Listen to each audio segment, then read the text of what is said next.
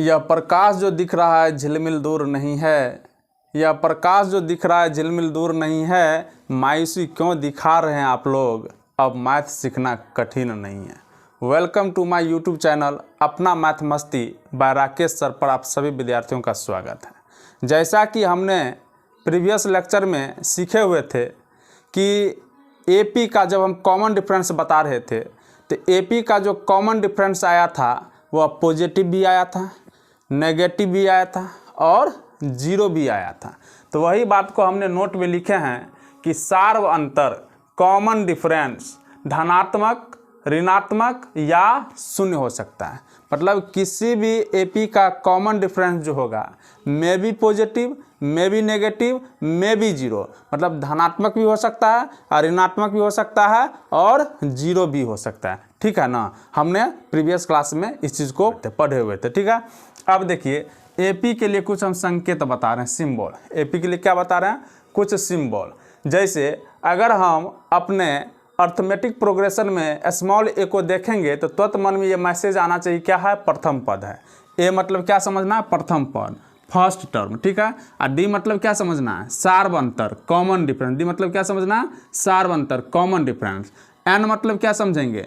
पदों की संख्या, नंबर ऑफ टर्म्स। एन को क्या कहेंगे? पदों की संख्या, नंबर ऑफ टर्म्स।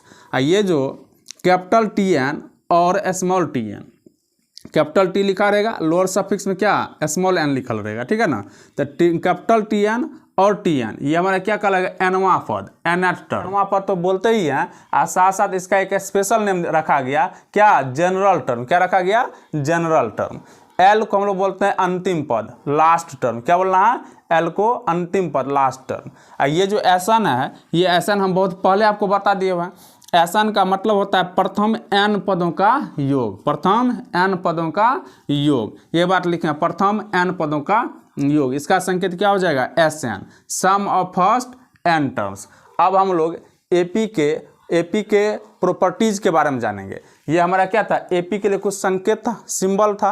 अब हम लोग का क्या आएगा? एपी का प्रॉपर्टीज ऑफ एपी, प्रॉपर्टीज का गुण जानेंगे। जितना आपको एपी का जो ये सब प्रॉपर्टीज हम लिखे हैं उसको आपको याद नहीं करना है। कैसे याद करना है? तो समझ के माध्यम से याद रखना है। और समझ के माध्यम से कैसे याद रखेंगे? तो हम लोग एक एपी ले लेते हैं, उस पर हम लोग विचार करते हैं। जैसे देखिए हम जो है 2, इधर ध्यान दीजिएगा, 2, 4, 6, 8 एंड सो ऑन, ये हम क्या ले लिए? एक एपी ले लिए। ठीक है, अब इसी एपी पर हम लोग विचार कर रहे हैं। तो बताइए एपी में ये जो 4 जो है, 4 कैसे गया? 4 2 में 2 ऐड करें ना, तो यहाँ से डी हमको कितना निकल कर आ रहा है? कॉमन डिफरेंस आपको कितना मिल गया? 2। कॉमन डिफरेंस कितना? कोई भी टर्म माइनस पीछे का, कोई भी टर्म माइनस पीछे का। 4 में से 2 गया तो कितना गया? 2। तो ये हमारा कॉमन डिफरेंस हो गया। ये 6 में 4 घटा दी, कितना आ गया? 2।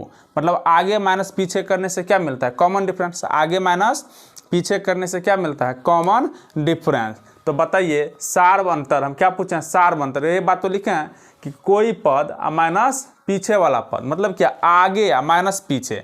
तो आगे माइनस पीछे, अगर इसको हम आगे समझते हैं तो क्या पीछे संभव होगा? नहीं। तो आगे कहाँ? इसको छोड़ करके बाकी कोई भी लेना है। तो ये बात लिखें, कोई पद माइनस पीछे वाला पद। मान लीजिए हम 8 लिए, तो 8 लिए तो 8 में सब किसको घटाना पड़ेगा? 6 को। तो कितना आ जाएगा कॉमन डिफरेंस? 2।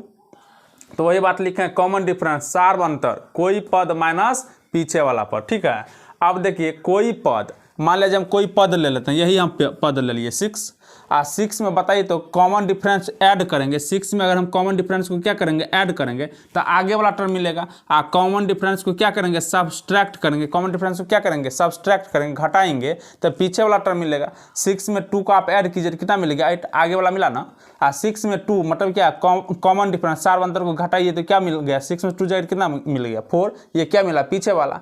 तो कोई भी टर्म में, कोई भी पद में अगर हम कॉमन डिफरेंस, सार्व अंतर को ऐड कर दें तो कौन सा टर्म मिलेगा? आगे वाला पद।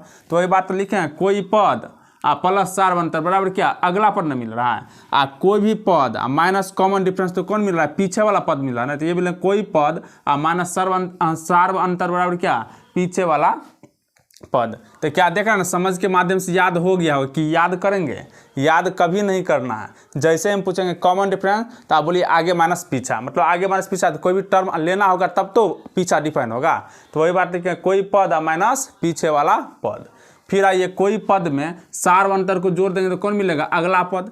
कोई पद में सार अंतर घट जाएगा तो कौन मिलेगा, पीछे। देख रहे हैं घट रहा है तो पीछे वाला मिला, ऐड हो रहा है तो आगे वाला मिल रहा है। उसी तरह से 4 नंबर देखिए क्या कह रहे हैं कि ABC are in AP। ABC क्या है हमारा, AP में है। तब ये अभी भाषा में है ना, ABC are in AP, ABC AP में है। ABC क्या है, AP में है। अब इस भाषा से हम इक्वेशन में प्रवेश करें, किस में प्रवेश करें, इक्वेशन में। तो बताइए जब ABC हमारा AP में है तो इसका कॉमन डिफरेंस सार अंतर कितने तरह से निकाल सकते हैं। यहाँ से तो कॉमन डिफरेंस निकलेगा नहीं, यहाँ से निकलेगा। तो B आगे होगी, आगे माइनस पीछे ना, तो B में से किसको पीछे वाला घटाएंगे तो B माइनस A, यहाँ से C माइनस B। क्या इसी दो तरह से ना कॉमन डिफरेंस आप निकाल सकते हैं। 3 नंबर के बीच आप 2 ही तरह से कॉमन डिफरेंस निकाल सकते हैं। तो बताइए ये भी हमारा क्या है, सार अंतर है, ये भी हमारा क्या है, सार अंतर है। इसलिए दोनों आपस में क्या हो जाएगा, बराबर हो गया। तो हमने बराबर कर दिया। अब हम क्या किए, इस B को इधर ले आए, तो ये B पहले से लेफ्ट में है, और इस B को इधर ले आए तो कितना B प्लस B कितना, माइनस इधर आएगा तो प्लस का B हो गया। ये इधर आपका C प्लस का हाई है, माइनस का इधर जाएगा तो प्लस का A। अब B प्लस B कितना बन गया 2B। अब बराबर क्या है, C प्लस A को हम लोग क्या A प्लस C लिख दिए। अब यहाँ से B का वैल्यू निकालें तो B बराबर कितना आ जाएगा, A प्लस C बाय 2। इस तरह से आपको आप याद रखना है कि ABC हमारा AP में होगा। तब पूछेंगे बीच वाला जो होगा ना सर, बीच वाला दोनों किनारा का योग बटा कितना हो जाएगा 2। कभी भी ABC आर इन क्या AP में होगा तो तुरंत पूछेंगे बीच वाला क्या होगा, तो कहेगा सर दोनों किनारा का योग। AC देख रहे हैं ना, किनारा पर, कहाँ है, किनारा पर। तो बीच वाला दोनों किनारा का योग अपॉन कितना, बटा कितना हो जाएगा 2 हो जाएगा। कब, जब 3 नंबर AP में रहेगा तब। बात समझ रहे ना, तो ये भी आपको याद हो गया।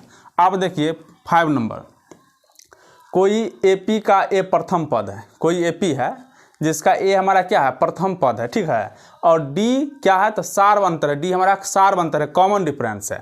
तब AP को इस तरह से लिख सकते हैं, तब AP को इस तरह से लिख सकते हैं। मेरे प्यारे बच्चों, कोई भी AP को लिखना हो, अगर आपके पास फर्स्ट टर्म मालूम हो जाए और कॉमन डिफरेंस मालूम हो जाए ना, तो आप आराम से AP को लिख दीजिएगा।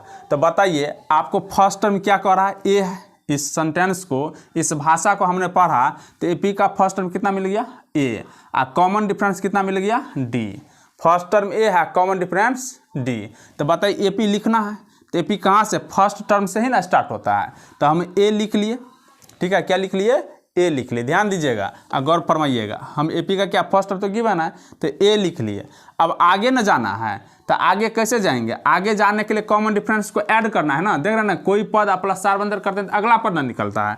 तो अगला पद में जाने के लिए इसमें कॉमन डिफरेंस को क्या करना होगा, ऐड करना होगा, ऐड करना होगा। तो बताइए A में हम लोग क्या D को ऐड कर दें तो कितना मिलेगा, A प्लस D।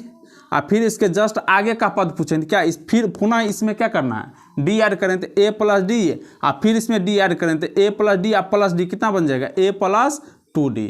फिर आगे पूछेंगे तो फिर इसमें क्या करना है, D ऐड करना है, तो ये कितना बन जाएगा, A प्लस 3D। इस तरह से हम लोग क्या बढ़ते हुए चले जाएंगे। तो आप देख रहे हैं कि अगर किसी भी AP का A प्रथम पद होगा, D कॉमन डिफरेंस होगा, तब वह AP को हम लोग A plus D, A plus 2D, A plus 3D, dot dot dot and so on लिख सकते हैं। बात समझ रहे हैं ना। तो ये जो AP लिखे हुए हैं उसको हम लोग बोलते हैं AP का ये जनरल फॉर्म। AP का कैसा फॉर्म है, जनरल फॉर्म, व्यापक रूप। इसे AP का व्यापक रूप जनरल फॉर्म कहते हैं, ठीक है। यहाँ तक समझ गए होंगे। अगर ये वीडियो आप लोग को अच्छा लगा तो प्लीज़ हमारे YouTube चैनल अपना मैथ मस्ती बाय राकेश सर को सब्सक्राइब कर दीजिए